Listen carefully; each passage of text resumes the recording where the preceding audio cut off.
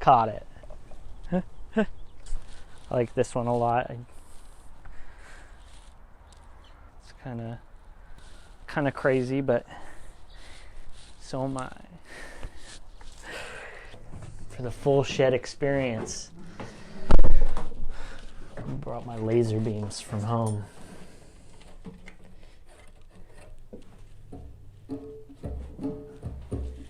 This is classic shed music right here.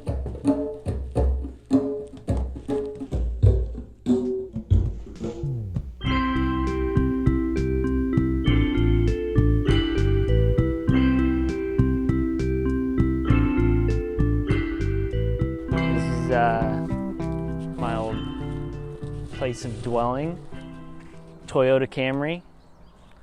Believe it or not, all stock except for the cat pillows on the inside. Those are custom. Those are not stock. And this is it, the Garden of Eden, as I like to call it. Little slice of heaven here in Orange, California. I built that playset with my brother. We got all sorts of fruit trees. We live off the land around these parts. You know what? There's one right here. Didn't even have to jump for it. Fucking Chipotle. They charge like $3 for guac. Me, free 99. Got more fruit trees back here. We got this, which is our prized possession here. It's a tangerine tree. They're not in season right now, but these tangerines are the best tangerines you've had in your goddamn life. This, despite their orangish color, this is a lemon tree. I believe it's a hybrid from being near the orange tree right there. Probably because of the bees or something with bees going between the two. And this is it. This is the shed. Right back here. This is where I do my work.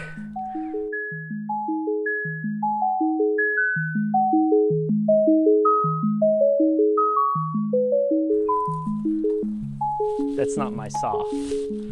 I don't know who put that saw there. You move out for a year and they put a saw in your shed. You know how that old saying goes. This is it. These are some works that I've been working on for a little while now. Every time I'm home, I come in here and I work on them a little bit. It's nice to have that kind of break in between sessions to like see if I really like something. Like I haven't worked on this one in a while because I think it's done. I like it. I've liked it for a while now. They never really start with any kind of idea. It's more, I kind of just fucking go. I kind of just start. You know, that's like half of it is like going in without any kind of plan and just like seeing what happens, you know. Doesn't necessarily mean anything, or people always ask like, oh, like kind of looks like an angel, or kind of looks like a this or that, and I'm like, whatever floats your boat, I guess. But it's just my sick thoughts. It's just all these sick thoughts that I have going in my head, or happy thoughts. Sometimes I'm out here and I'm happy. And this probably isn't the happiest of shapes, but I started doing this kind of painting 4 years ago or so. My buddy, who I worked with at Classic Tattoo in Fullerton, his name's Jeff Seifert. One of my best friends. He was super important in my like developing this kind of style of painting that I'm doing. My friend Coulter Jacobs. I don't want to reveal any of his secrets, but he gave me this stuff. Told me to try it out. It's supposed to give a little texture. I'm always looking for new textures. Half of like an abstract painter, I feel, is just the texture. But yeah, I learned how to tattoo, and then Jeff kind of introduced me to this, and this is kind of the complete opposite of tattooing, where there's no rules. It's really just absolute freedom in an art form. And that's something that I really have like a strong connection with. It's like for so long, like I was trying to make images that looked a certain way, and there's nothing wrong with that. I love traditional tattoos and I have an immense respect for the art, but there's something that's, I have a deep connection with the paintings that I've been doing recently, like I haven't had with making traditional tattoo images. There's a lot of rules in tattooing, and something of a rule breaker.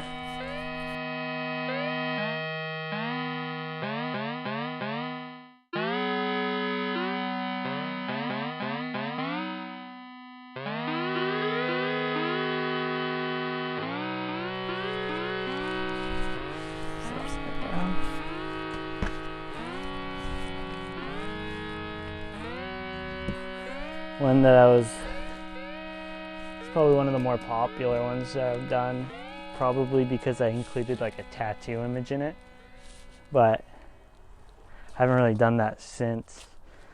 But it's a fun idea. I don't know if I want to mix the two worlds, but that seems to be what people like. This is the big boy. I think it goes this way. Could be wrong though. Doesn't really matter, I guess.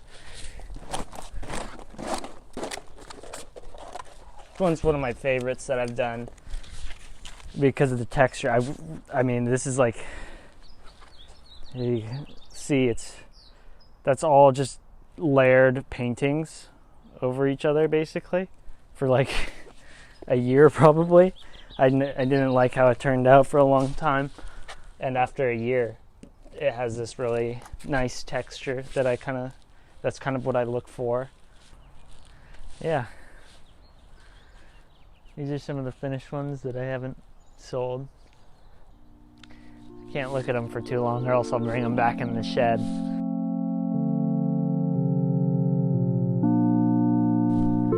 This is kind of my therapist's office, if you will, you know?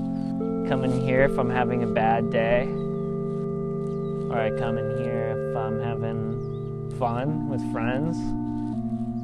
Art's kind of, it goes hand in hand with whatever I'm feeling, and it kind of amplifies it in a way. Like if I'm feeling down, like I come in here and it's like amplifies it, but it's like a positive outlet for it. Like I like put, it's so cliche to say, but like I put like my emotion like onto the canvas. I hate saying that. I hate it.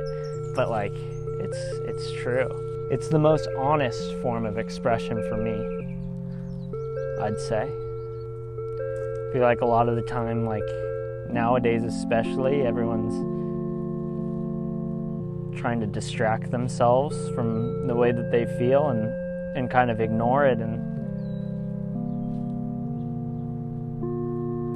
it's super unhealthy. And I think everyone's got to find like kind of something like my shed. They've got to find their shed, you know, a positive way to acknowledge your feelings and get them out.